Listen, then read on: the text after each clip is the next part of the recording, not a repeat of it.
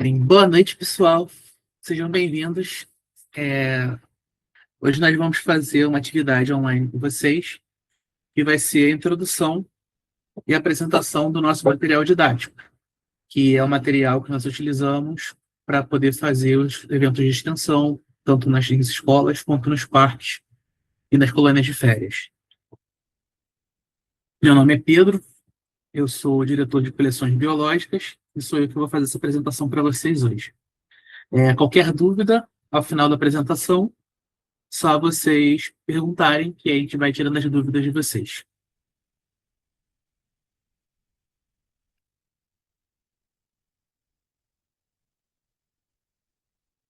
Para começar, a nossa coleção didática ela é dividida em duas categorias. Materiais biológicos, que são materiais que foram produzidos a partir de uma base biológica, seja ela um cogumelo fresco, ou seja ela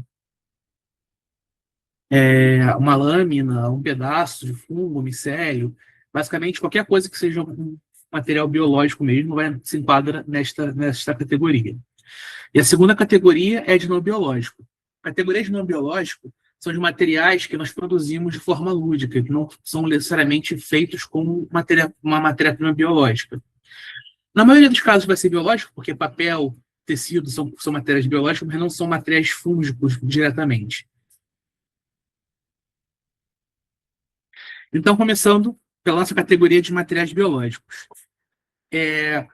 Para as apresentações que nós temos, nós utilizamos diversos materiais biológicos para fazer essa apresentação. Os principais deles são esses quadros, que foram produzidos a partir de uma embalagem plástica, onde os nossos cogumelos eles ficam em exposição. Essa embalagem ela é muito interessante porque ela permite que as crianças peguem na mão sem ter contato direto com o material. Dessa forma, a gente consegue manter o material preservado e também proteger ele durante mais tempo. Então, nós vamos ter diversas plaquinhas dessas. Todos esses quadros incrustados com cogumelos, eles vão acompanhar uma explicação sobre ele. No caso, esse é da hexagônia, é uma das hexagônias que nós temos, que é a raidinoses, e aí sempre vai ter uma plaquinha que acompanha ela embaixo, que nós colocamos na mesa.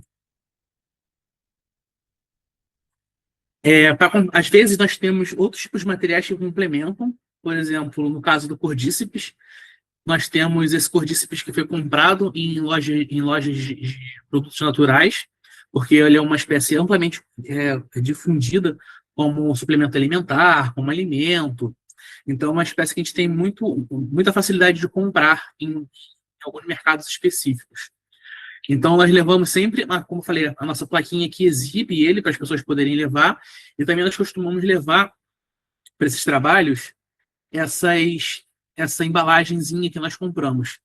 Nós costumamos, dependendo do tipo de apresentação que nós vamos fazer, nós também costumamos levar ele cozido, ou então o chá de cordíceps para as pessoas poderem experimentar, e assim a gente tem uma troca maior com o público que está vindo assistir as apresentações.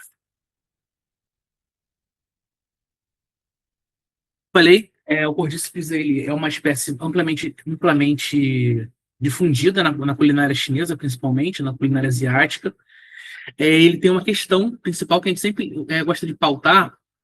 Ele é um cogumelo muito bom que a gente usa para poder fazer esse contato com o público, porque ele é muito presente na cultura pop, principalmente depois do caso da Last of Us. A gente vai mais para frente alguns casos de cordíceps parasitas que nós temos na nossa coleção, mas esse aqui especificamente ele pode ser cultivado. Tem algumas questões associadas a ele, que é um dos fatos de ele ter uma baixa resistência ao cultivo. Você consegue cultivar, mas se você não fizer a passagem pelo indivíduo hospedeiro de tempos em tempos, você tem uma tendência a você perder a qualidade do material. Então, apesar dele ser, entre aspas, domesticado, nós temos uma certa dificuldade de manter ele por longas gerações. De tempos em tempos, você precisa introduzir ele no hospedeiro. E, na real, isso é uma coisa que é comum na maior parte dos fungos que são patógenos. Se você não reinocular ele num hospedeiro de tempos em tempos, você pode perder tanto característica morfológica, no caso dos macrofungos, quanto capacidade de infecção ou de características fenotípicas daquele fungo. Por exemplo, o mesmo se aplica para microfungos, como o caso do Sporotrix, que a gente consegue manter ele no laboratório, mas se de tempos em tempos a gente não fizer uma reintrodução nele em um ser vivo, a gente acaba perdendo as características dele que são necessárias para poder continuar a pesquisa. Então, isso é um fato, que a gente costuma explicar de tempos em tempos. No caso do cortiços militares, a tendência é utilizar as lagartas de tenébrio para poder fazer essa ciclagem novamente, para poder manter as características dele. Falei, essa é uma outra amostra que nós temos de cordíceps. Esse é o cordíceps tenuips. Ele é um cordíceps muito comum, encontrado como patógeno de lepidópteras, de borboletas, de mariposas. Esse cordíceps ele foi encontrado na floresta da Tijuca e a gente tem ele incrustado em resina, que foi um dos testes que nós fizemos de forma de preservação desse material. A incrustação de resina ela é muito interessante porque ela facilita você observar a estrutura por um lado pelo outro, sem se perder a forma dela, mas ela tem algumas questões, principalmente de mudança de características como cor. Por exemplo, se vocês forem ver na foto de baixo, ele tem uma cor amarelada e essa partezinha branca que são os esporos. Na incrustação, vocês podem ver que ele perdeu um pouco dessa cor, ficando um pouco mais preto. E outra tendência também da resina é que ela tem, se não for uma resina de qualidade, uma resina muito boa, ela tem uma tendência a amarelar com o tempo. Então a gente está ainda fazendo alguns testes para poder conseguir achar uma resina que seja boa, que a gente consiga fazer uma preservação. Mas esse é um dos testes que nós temos. Esse é o outro cordíceps que nós temos na nossa coleção. Tem um terceiro que não está aqui ainda, porque a gente não incluiu, esqueci de tirar a foto dele para poder inserir, mas foi o que nós encontramos na Ilha Grande, nessa última viagem de campo que nós fizemos. Um outro que a gente costuma levar muito para a exposição, que a gente fala muito sobre ele, é o Pleurotus ostreatus. Ele é um dos cogumelos mais famosos que existem, junto com o shiitake e com o champignon, que é o Agaricus bisporus, porque ele é muito difundido na culinária. Nós fizemos diversos experimentos com ele no laboratório, inclusive tem várias pesquisas que estão em andamento com ele, porque ele é um cogumelo relativamente fácil de cultivo, extremamente resistente a diversos erros que se pode ter no manejo, como falha de temperatura, falha de umidade, e mesmo essas falhas você consegue desenvolver algumas coisas interessantes, como a gente vai ver mais para frente com o Pleurotus. Então é uma espécie que a gente costuma levar muito e costuma utilizar muito ele para as apresentações, tanto para falar das características dele da economia como alimento, como das aplicações biotecnológicas que são possíveis a fazer com ele. Então ele é considerado uma das espécies mais cultivadas no mundo. Novamente, ele tem diversas características para a nutrição, como proteína, carboidratos, vitaminas, sais minerais. A gente sempre costuma levar isso em consideração quando faz as apresentações nos eventos. São duas das características que eu falei para vocês, o que acontece quando você tem um erro de manejo. Nós conseguimos identificar que quando tem uma falta de oxigênio, ele tende a crescer de formas diferentes. Uma das formas que eles costumam crescer em forma de coraloide, porque ele vai buscando oxigênio e não vai encontrando, vai formando esses corais, como vocês podem ver no pote dessa segunda imagem aqui do segundo pote. E uma outra coisa que aconteceu de interessante foi no cultivo. Em saco, ele depois de muito tempo, um saco que foi esquecido na estufa, ele cresceu como uma forma de uma membrana aderida à parede. Então, é uma coisa que a gente tem, pelo menos eu tenho um interesse de, em algum momento, pesquisar sobre como modificar a forma de crescimento dele de forma induzida, mas a gente tem esses pequenos sinais de que, se você alterar as condições, ele continua crescendo e modificando a sua estrutura morfológica. Então, é um cogumelo muito interessante, por isso que eu falei que a gente sempre leva ele, sempre fala bastante dele, por conta disso. Você é um cogumelo extremamente comum, muito cultivado, e por apresentar diversas características interessantes para a biotecnologia. Esse é um dos nossos queridinhos, é o Favoloso brasiliense. Ele é um cogumelo alimentício da Mata Atlântica e da Floresta Amazônica. É considerado um afanque. Ele, diferente dos outros cogumelos que nós fizemos, ele tem uma textura um pouco mais fibrosa, diferente de um shiitake, diferente de um shimeji. Ele é um pouco mais fibroso, mas ainda assim ele é muito saboroso. E tem diversas culturas, diversos povos brasileiros que fazem o consumo dele rotineiramente. Ele é muito fácil de você encontrar na floresta e muito fácil de você identificar. Primeiramente, por conta desse nome do gênero dele, favos, é um dos poucos cogumelos que tem essa formação de favos, e branco desse jeito, com essa formação de favos, com esse formato de leque, ele é muito característico. Então, um dos cogumelos mais fáceis de você encontrar na floresta é aprender a identificar, principalmente no início, quando você está começando a fazer suas coletas, suas caçadas. Então, é um cogumelo muito interessante também. Então, a gente sempre leva ele. Essa Flávia fora é um fungo que a gente leva também para as exposições. E diferente do Favolus e do Shimeji, ele já não tem uma característica alimentícia tão destacada assim, porque ele é um fungo da família das orelhas de pau, digamos assim, de por alto. Então ele é um fungo que tem muita lignina, ele parece muito uma madeira. Mas ele é um fungo bonito de se ver na floresta, ele é uma coisa muito linda por causa dessa gradação de cor que ele tem. E tem um papel importante, como a maioria dos cogumelos, de degradação de matéria orgânica.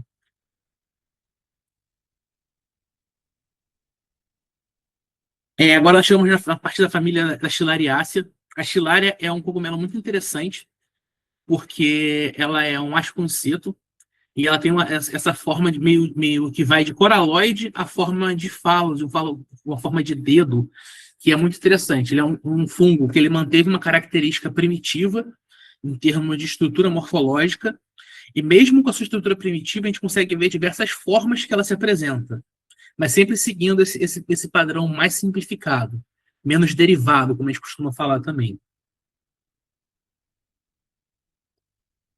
Seguindo também nessa tendência de fungos coraloides, nós temos a tricospora. No caso, esse aqui ele já é um basídio.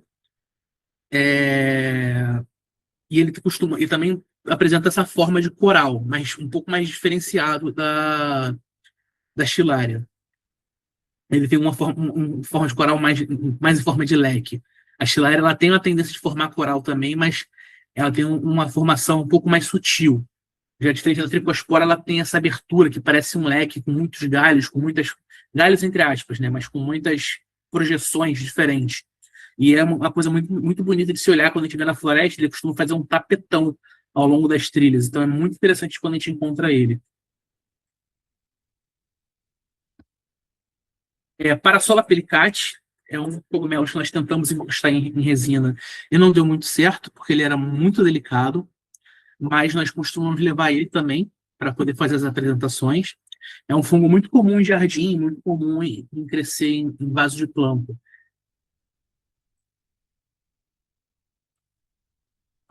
Ah, duplicado. Acho que se te falar. Como eu falei, ele é muito comum nesses vasos, ele aparece muito rápido. Como ele é muito delicado, ele costuma aparecer e desaparecer. Em menos de 24 horas ele já brotou, liberou os esporos e sumiu. Então, essa questão delicada dele é o que dificulta um pouco a gente preservar o cogumelo de uma forma mais, mais estruturada, que a gente possa utilizar em materiais didáticos, ou então até mesmo poder manter na coleção científica. Ele é um cogumelo bem difícil. Assim como o fragilíssimos também. Marasmos é um cogumelinho muito interessante. Nós temos alguns deles na nossa coleção, tanto na científica quanto na didática.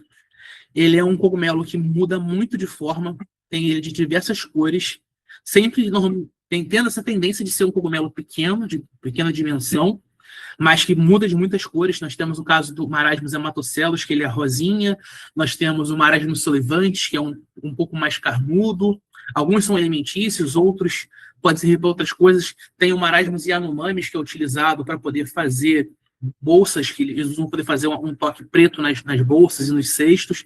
Então é um gênero muito interessante de cogumelinhos. No caso, esse que da imagem, ele está encostado em resina, ele mede aproximadamente uns 4 milímetros, ele é muito pequenininho, então nós tentamos fazer uma preservação que não deu muito certo, mas que a gente continua na tentativa ainda para poder ver se consegue um dia manter ele de uma forma bonitinha para poder mostrar. O equinoderma, eu adoro esse cogumelo, até porque no dia que eu encontrei ele foi um dia de felicidade muito grande. Eu estava encontrando quase nada na floresta, do nada eu achei um cogumelo com um chapéu de quase 20 centímetros. Ele é um cogumelo que ele é considerado tóxico, não é interessante de comer, porque ele pode causar diarreia e problemas intestinais, mas ele é muito interessante do ponto de vista didático, porque ele possui algumas características que não são muitos cogumelos da Mata Atlântica que possuem, dentre elas o véu, que é o anel, não, desculpa, o anel, que é essa pequena membraninha que vocês podem ver aqui nas imagens. O véu, o anel, ele é uma estrutura de proteção da parte reprodutiva. Os cogumelos, como vocês sabem, ele se reproduz através da liberação dos esporos que ficam na parte de baixo do chapéu, que é o que a gente chama de himênio. Só que o que acontece é que durante o desenvolvimento do cogumelo, esse himênio acaba ficando exposto. Uma saída evolutiva que surgiu ao longo dos processos foi o que a gente hoje vê como que chama de anel, que é essa pequena membrana.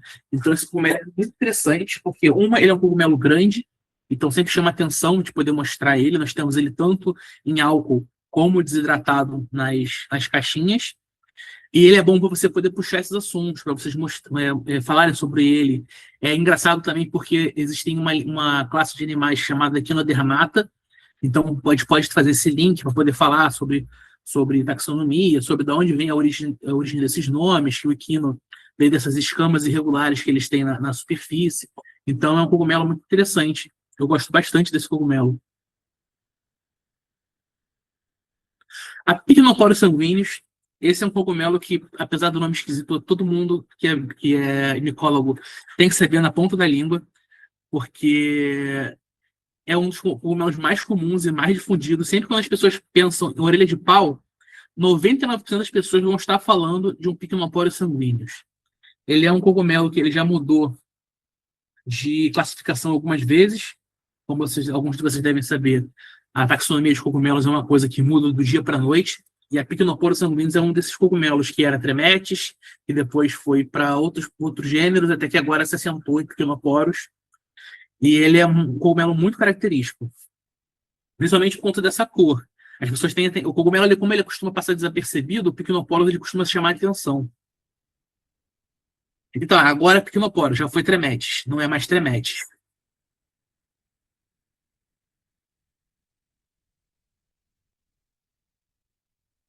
Tem algumas características também, como eu falei. Sempre que a gente leva essas amostras, a gente leva um cartãozinho.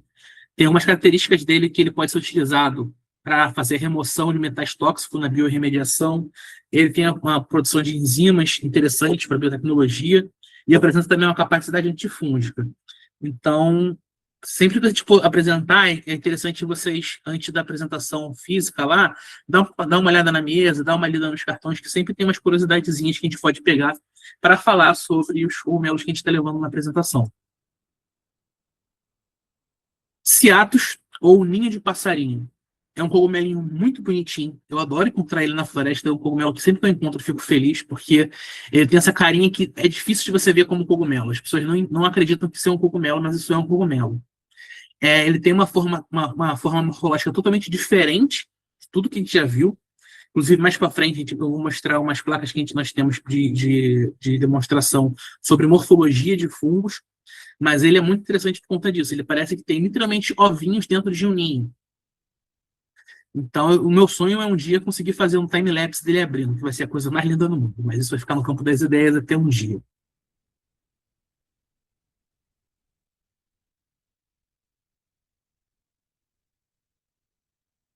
Esse Lamicetus cintus, ele está numa classificação mais recente dos fungos, não mais recente, ele é, como eu posso dizer, ele tem uma morfologia mais derivada. Esse formato dele surgiu mais recente na história evolutiva. Então é um fungo muito interessante. As pessoas confundem muito ele com o Phallus, porque eles não são do mesmo gênero, mas eles são da mesma família de cogumelos. E uma das características mais interessantes desse fungo é que a gente costuma encontrar ele na floresta pelo cheiro e depois pela visão. Ele tem um cheiro muito forte, tem pessoas que acham extremamente desagradável. Eu, particularmente, gosto um pouco do cheiro dele, eu acho interessante, um cheiro, eu acho um cheiro mais ácido, um cheiro doce. Eu acho interessante. Não faria um perfume com esse cogumelo, mas eu acho gostosinho o cheiro dele, não desgosto. Mas as pessoas têm uma tendência a falar que ele fede. Ele tem uma característica muito interessante, que ele espalha seus esporos através do contato com insetos.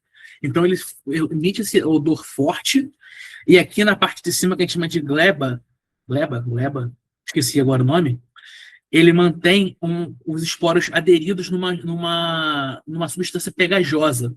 Então os insetos eles vêm, pousam nessa substância e levam os esporos para outro local. Existem outros cogumelos que têm uma dispersão similar. Geralmente, dentro dessa família, eles têm essa tendência de se expor dessa forma. A única coisa que vai modificar vai ser a forma como ele se dá depois que ele surge. Ele é um cogumelo muito legal também, porque, como eu falei, ele tem uma estrutura que é difícil de a gente ver na Mata Atlântica, que no caso não é o anel, é o que a gente chama de volva. É uma estrutura como se fosse um saquinho. Esse cogumelo, quando ele surge, inclusive aqui, ele está dentro da volva. Vocês podem olhar aqui embaixo, ele está aqui dentro. É como se fosse um saquinho. Deixa eu ver se tem outra foto dele mais para frente. Não. Mas o que é interessante dele é isso. A volva é uma estrutura muito recente na história dos cogumelos. São poucos os cogumelos que têm essa estrutura. Acredito que as amanitas têm essa estrutura, os falos têm essa estrutura, os tilomicitos têm essa estrutura. São os fungos mais recentes que possuem isso. E alguns, por sinal, possuem volva, mas não possuem outras estruturas que são comuns aos cogumelos, como é o caso da... Eita, esqueci o nome dele agora. Mas vou seguir.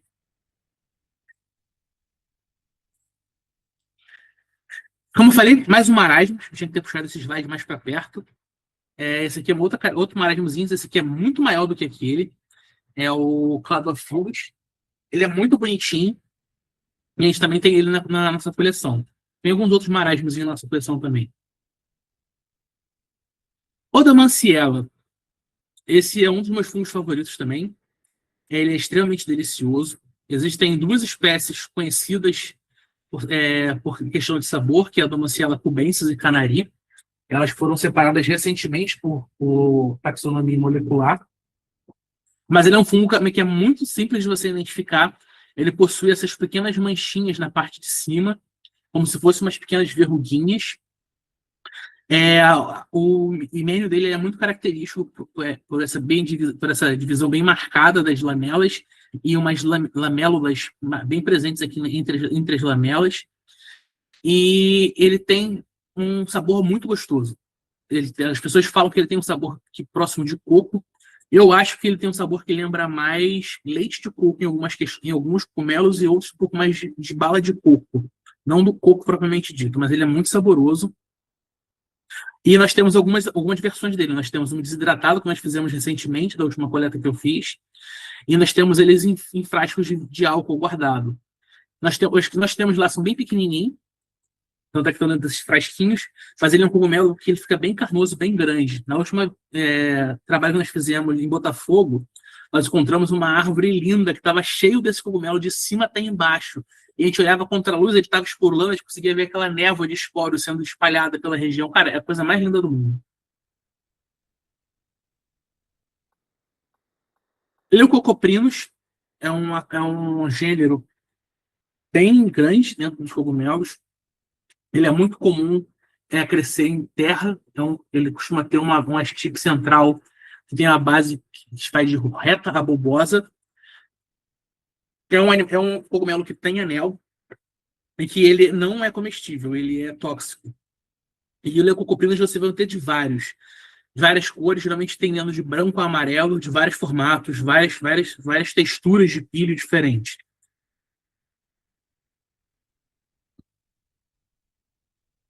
As orelhas de pau, nós temos uma coleção bem grande de orelhas de pau. Nós costumamos levar porque nós costumamos mostrar elas como fungos gigantescos.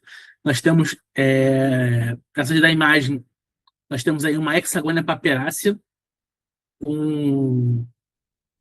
eita, esqueci.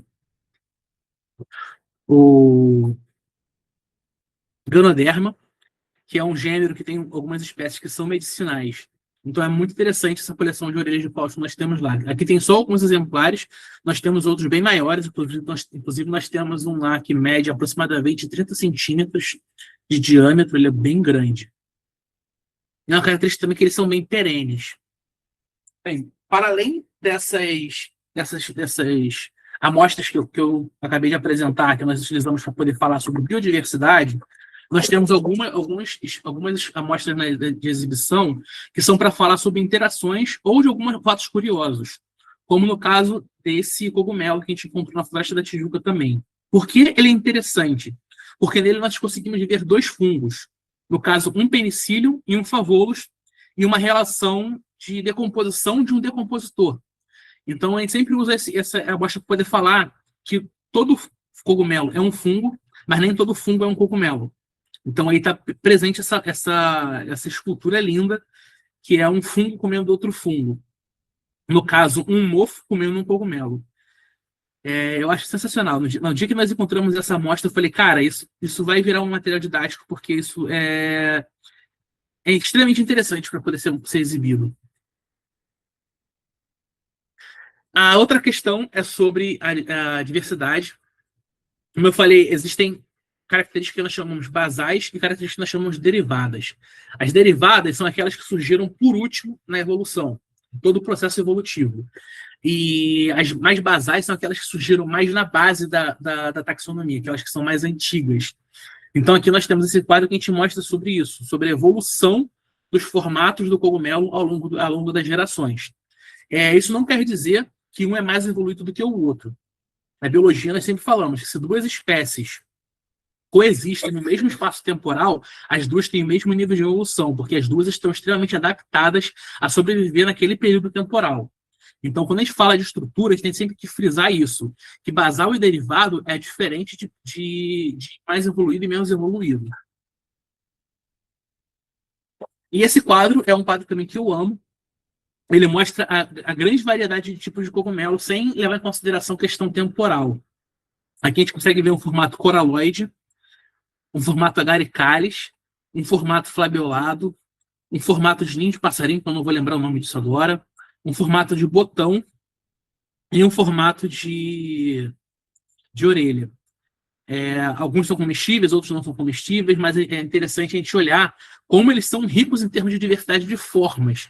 E nem sempre aquilo que quando a gente pensa em cogumelo, que a gente vê o chapéuzinho, não é verdade para todas as espécies, porque existe uma gama, variedade de formas gigantesca. Então, esse é um quadro que a gente usa para poder exemplificar sobre isso. Passando agora para as partes de microfungos, nós temos diversas lâminas de microcultivo. Microcultivo é uma técnica que nós utilizamos para poder conseguir criar uma camada fina de estrutura reprodutiva, porque a diferença de um microfungo para o macrofungo está no tamanho da sua estrutura reprodutiva. O macrofungo é aquele que a gente consegue observar a olho nu a estrutura reprodutiva dele, já o microfungo é aquele que a gente precisa olhar no microscópio. A forma de produzir isso é basicamente botando um fungo para crescer entre uma lâmina e uma lamínula. A gente consegue ter uma camada muito fina e corar e observar no microscópio. Então, nós temos diversas lâminas de espécies e gêneros diferentes que nós utilizamos para poder mostrar para as pessoas lá. Isso é bem legal, principalmente com pessoas que não tiveram acesso a letramento científico ao longo da sua vida. Eu lembro de um evento que nós tivemos que tinha uma senhorinha, que ela devia ter uns 70 para 80 anos. Ela sempre foi dona de casa, era semi-analfabeta, não sabia a diferença de uma alga para um fungo. E aí eu sentei com ela, fui falando sobre isso. Eu perguntei para ela, você quer ver como é que é um mofo de verdade no microscópio? Ela quer. Eu peguei, levei ela até o microscópio, ela viu, falei, tá vendo? Isso aqui que você tá vendo verde é essa estrutura aqui, e assim. E ela começou a perguntar outras coisas que não eram nem de fungo, mas que a gente foi levando a conversa para frente. E, basicamente, esse é o pilar central de um projeto de extensão, que é você levar o conhecimento para as pessoas que não tiveram acesso àquele conhecimento, para fora da faculdade. Então, essas lâminas de microcultivo, elas são muito interessantes para a gente poder mostrar para as pessoas aquilo que elas não veriam no dia a dia. Porque um cogumelo, por mais que seja interessante, as pessoas têm acesso a um cogumelo no dia a dia, elas conseguem olhar. É uma coisa que depois que elas saem dali, que elas vão ter aquela vivência com a gente, elas vão começar a prestar atenção quando passar num canteiro. Mas a estrutura de um microfungo, elas nunca vão conseguir ver além de microscópio. Então, nós temos essas diversas lâminas que nós utilizamos para poder mostrar as características micro dos fungos micro. Essa também é a outra sequência das lâminas, de várias espécies, no caso aqui uma levedura, acho que todas são todas três leveduras. E os materiais não biológicos. Encerrando os materiais biológicos, nós vamos entrar agora naquilo que nós produzimos, material didático, de forma lúdica. Nós temos alguns jogos. Os principais deles é um jogo da memória, que nós costumamos fazer, que tem fotos de cogumelos e fatos curiosos. Nós temos dois tipos de carta. Uma carta para poder fazer a virada ali do jogo, e uma carta associada que fala sobre o que é aquele fungo, que são as curiosidades dele. E esse cogumelinho, que é um quebra-cabeça de Amanita muscaria. Porque depois que a gente explica cada uma das partes do cogumelo, a gente entrega para eles poderem montar. Ou então a gente pode entregar para eles montar, e eles vão montar a cabeça dele. Eu falei, esse aqui, isso aqui, isso aqui. A gente fala, não, tá errado isso aqui, porque isso aqui faz parte dessa parte. A gente consegue introduzir de uma forma mais gamificada o ensino sobre as partes de um cogumelo. Nós temos muitas placas informativas. Essas placas não são aquelas que eu falei que são ligadas a uma amostra biológica. Essa aqui, no caso, são placas que a gente usa para poder ensinar sobre diversas coisas. A gente tem a tendência de usar mais essa daqui da Amanita muscaria, porque a gente usa junto com aquele quebra-cabeça, e a Wood Wide Web, que seria a internet das plantas, que a gente usa sempre para poder falar sobre as micorizas, sobre essas questões de conexão de uma planta para outra através de uma rede de micélio. Então, nós temos diversas placas, assim, é interessante vocês darem uma olhada. Nem sempre a gente leva todas para os eventos, a gente leva baseado na dinâmica do evento que a gente for ter. Se a gente for ter um evento com criança, nós vamos levar materiais mais focados para crianças. Se nós temos um evento em faculdade, nós vamos levar um material mais focado em faculdade. Mas nós temos uma variedade gigantesca de materiais impressos, todos eles plastificados, para poder exemplificar durante as nossas apresentações. Essa maquete ilustrativa ela é muito bonitinha, porque as pessoas têm uma tendência as pessoas não têm um conhecimento sobre o que é um cogumelo e o que é o fungo. Então a gente sempre fala que o fungo ele está no chão, ele está na terra, ele está crescendo, ele é uma rede gigantesca de raízes entre aspas, microscópicas que a gente não vê espalhadas pelo terreno. Porque o cogumelo é uma estrutura rápida do fungo, ele surge, se reproduz, libera os esporos e desaparece, mas que o fungo de verdade ele está aqui dentro do solo. Então a gente tem essa maquetezinha para poder mostrar como fica a distribuição do fungo no solo. Para além disso, nós temos placas que são plaquinhas de Petri com fotos de microfotografias.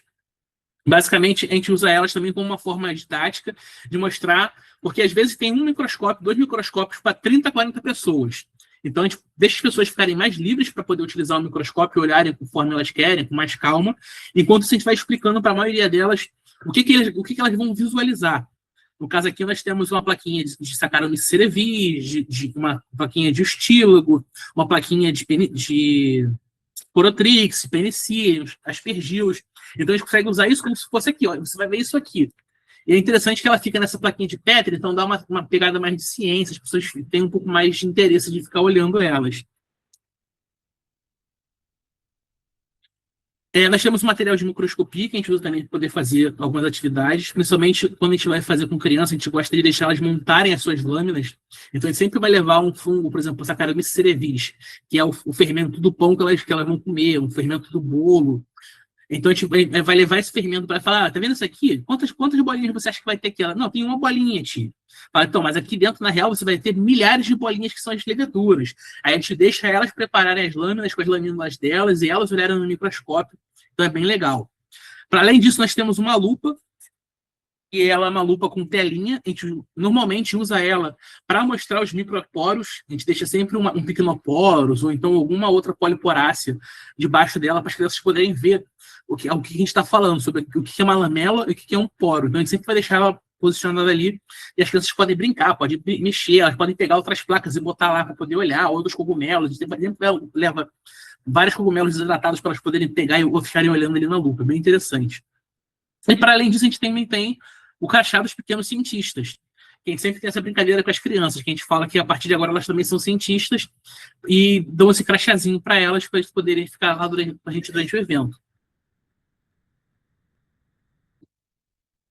Para crianças menores, a gente tem os carimbos de macrofungos, uma atividade que a gente faz muito com criança pequena, que a gente deixa elas soltas lá depois de muito tempo, porque elas vão se divertindo lá com as tintas, fazendo os carimbinhos, elas podem levar os papéis para casa. Então, a gente tinha uma época que a gente trazia para a gente poder deixar guardado com a gente, mas começou a ficar muita coisa guardada, e a gente deixa elas levarem agora os papeizinhos. Então, a gente tem esses carimbinhos que a gente consegue deixar para elas se divertirem lá com as tintas.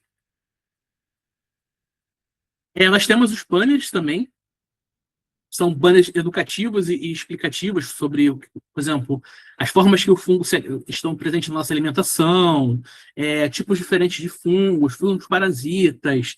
Nós temos vários banners, um banner de jogos que a gente utiliza para poder facilitar a explicação. A gente consegue ir mostrando e falando, então a gente consegue usar os banners como se fosse um apoio visual, como se fosse o nosso data show simplificado que a gente usa nas apresentações. E era isso, galera. Nós temos outras coisinhas também, alguns jogos, outras brincadeiras que não estão nessa apresentação, mas a grande pegada era apresentar para vocês o que nós temos de material didático. Espero que vocês tenham gostado e até a próxima.